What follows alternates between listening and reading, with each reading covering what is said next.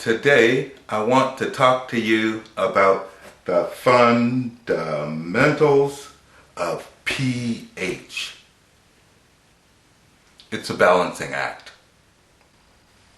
Remember the time that you went to the aquarium and you sat there or stood there and you saw all those fish swimming around, and all peace and everything's beautiful and all of that?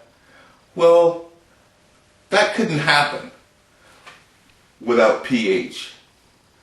The water in the fish tank has to be a certain pH. Otherwise, all the fish are going to die. So there's somebody every day, probably a few times a day, checking and double checking the pH of the water for the fish. Well, that same principle applies to you and me. Let's see, wait a minute. You and me. We. All people. All living, moving people on the planet. pH applies to them. But nobody seems to know anything about it other than we did some experiments in 9th grade science. What they didn't tell you, those experiments, you should have been using your own body, testing internally. Because if you don't pay any attention to this pH in your body, you're going to die. Just like those fish. Basically, your skin is like the glass of a fish tank. Inside you, you've got lots of things moving around inside. In the fish tank, you've got a pump that circulates the water. In your body, you've got a heart that circulates your blood. So the fun part is do some exercise. Move around. If you're too old and sick and tired to move around, lift your hand up every now and then. Lift your leg up. Try to do something. Try to get some movement. The reason I'm saying this is because unless you get hit by a truck, dropped on your head by an airplane, you shouldn't be sick. Just walking around eating every day and living your life, reading and learning and going to school and playing some sports, you shouldn't be sick. You shouldn't be getting injured in doing so. The reason people get sick is they don't pay any attention to pH. So basically, the water in the fish tank and the water in your body has to be pretty much the same thing. A neutral pH. Not alkaline so much, not acidic. Now, of the two, on the extreme ends, both of them will kill you. But in the middle, it's perfect balance, just like a teeter-totter. If you keep it level, you'll never have any problems. But the minute you let one side start to go down too far, you're going to be in trouble. Right now, we're under attack. The sugar industry, the soft drink industry, they've got us pegged. You know where they invest their money? Hospitals, because they know you're going to be sick. I'll give you an example. What you need first is you need pH strips. pH goes from 1 to 14, and each one of these colors represents a given acid level or a given alkaline level. They figured out that you can't resist anything sweet. So now they put sugar on anything just to make it sweet because they know you'll buy it and you can't resist. Even vitamins, they say they're chewable.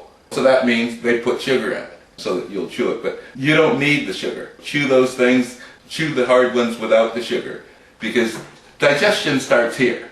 By the time you chew it for a few minutes and you've got all these tastes, but sure, it's sour. Your taste buds know what it is, relays a message to the brain, tells the brain, hey, I got some good stuff coming, so get ready. And so the brain starts to secrete all the enzymes and things that need to break it down to turn it into energy to make you strong.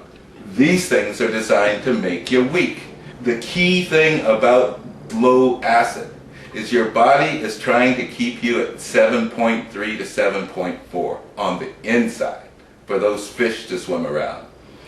These things are taking that away. They've taken it down, so the body is fighting and it needs some basics in order to fight back. And if you're not giving it the basics, like drinking plain water or drinking spiked water, putting something in your body on the alkaline side, the acids are going to dissolve you from the inside. The acids are dissolving your bones and breaking them down. You can't see it. It's happening all the time. And that's why we see so many kids with broken necks and broken shoulders and broken all these things playing football on the field. If you look over on the side, they've got buckets of this in different colors that they all are drinking. They've got other aids, whatever they are. What you need to do is know that they're not out for you. The companies that make this stuff don't care about us. When they think of us, piles of these. That's what you mean to those companies. You mean piles of these at every stage of your life, and even before you're born. They'll try to make get your mothers to eat it. They put it on the TV all day long and all night long. You can't watch it without seeing it. They're advertising you these poisons, and they get all the beautiful people and they parade them in front of you, and you want to be just like them. Well, guess what? They never put the people on who are drinking this stuff all the time. What you need to get started is 1, stop drinking this stuff. 2, learn more about pH. This is just a primer. When your pH is low, I've made a little chart to give you an idea. There's very few things on the alkaline side that you'll eat, and I stress the fact that you'll eat, because you've been trained not to eat vegetables, and that's one of the best ways to get alkaline foods. You've been trained to boil everything out and pour it away even when you do have some vegetables. Well, I tell you the best thing to do with those vegetable juices, because that's where a lot of the nutrition goes. Well, take that liquid that you boiled and pour it in a cup, and then drink it separately, just like you were going to drink a tea. That's about all I have to say about that. Thanks for watching. Talk to you next time.